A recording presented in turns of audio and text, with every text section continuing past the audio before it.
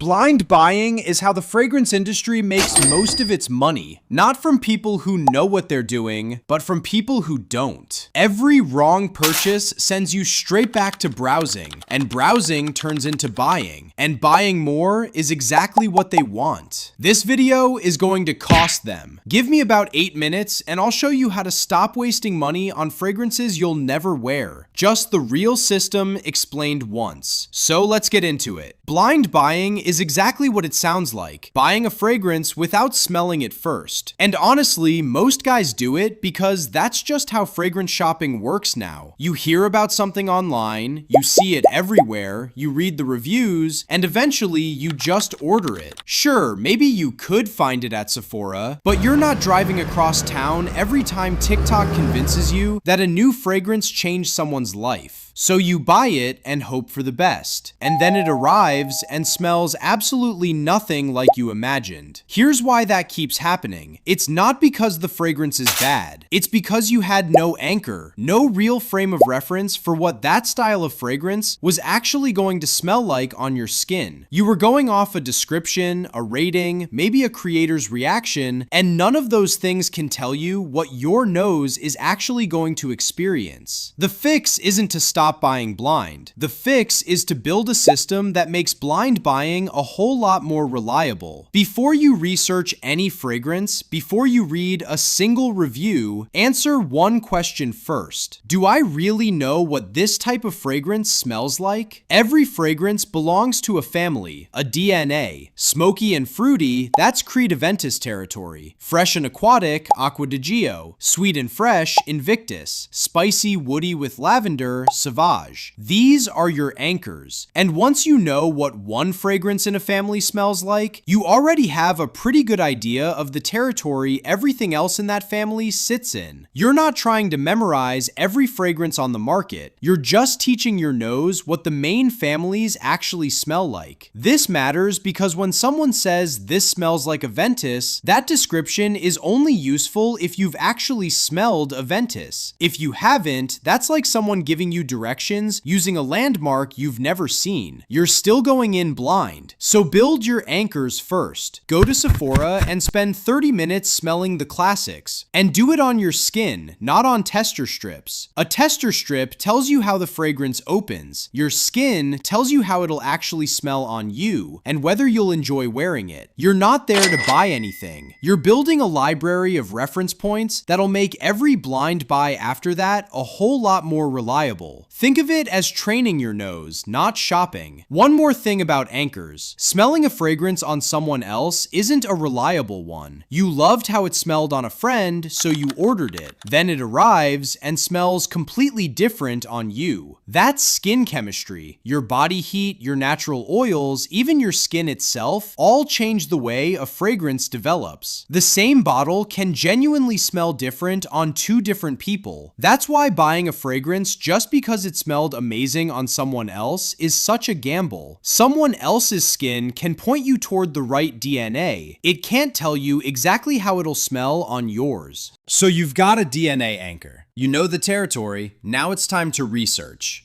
And honestly, this is where most people spend the most time and still end up getting it wrong. The tool you need is Fragrantica. It's basically Wikipedia for fragrances. Every fragrance is on there with the note pyramid, community reviews, and performance votes from people who've actually worn it. If you've never used it before, open it right now and search a fragrance you already own. It'll make the rest of this make a lot more sense. Here's how to actually use it. First, the notes. One thing a lot of people get wrong is thinking the notes are the recipe. They're not. Think of them more like clues. They tell you the general character of the fragrance, not exactly how it's going to smell. Two fragrances can both list vanilla and end up smelling completely different, but the notes are still useful. Pay special attention to the base notes, because those are what you'll still be smelling hours later. If you already know you hate something like heavy leather or patchouli, that's a pretty good reason to stop right there. Second, the community descriptions. Skip the rating for a minute and read what people say it smells like. Look for comparisons to fragrances you already know. That's your DNA confirmation. If 10 different people all compare it to something you already love, that's a very good sign. Third, the performance votes. There's a community chart showing longevity and projection. I trust that chart a lot more than I trust one person saying, bro, this lasted 3 days on my skin. Fourth, read the negative reviews. Positive reviews tell you why people bought it. Negative reviews tell you why people sold it. If the same complaint keeps showing up, harsh opening, disappointing dry down, turns synthetic after an hour, pay attention. Patterns matter. And one last thing, the rating by itself tells you almost nothing. I'd take consistent reviews over a higher rating every time. Okay, so now moving on. Here's the rule nobody talks about,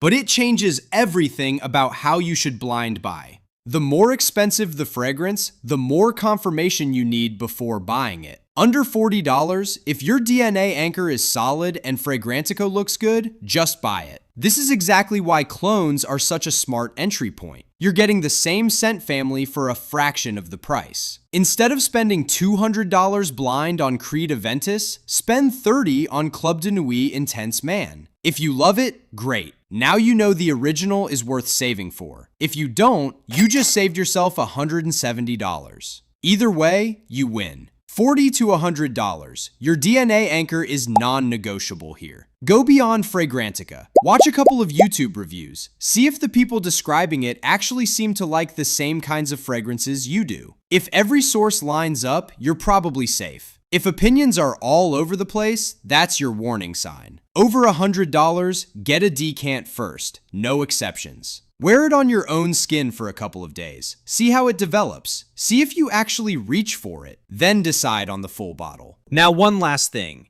and this is probably responsible for more wasted money than every other mistake on this list combined. A fragrance drops.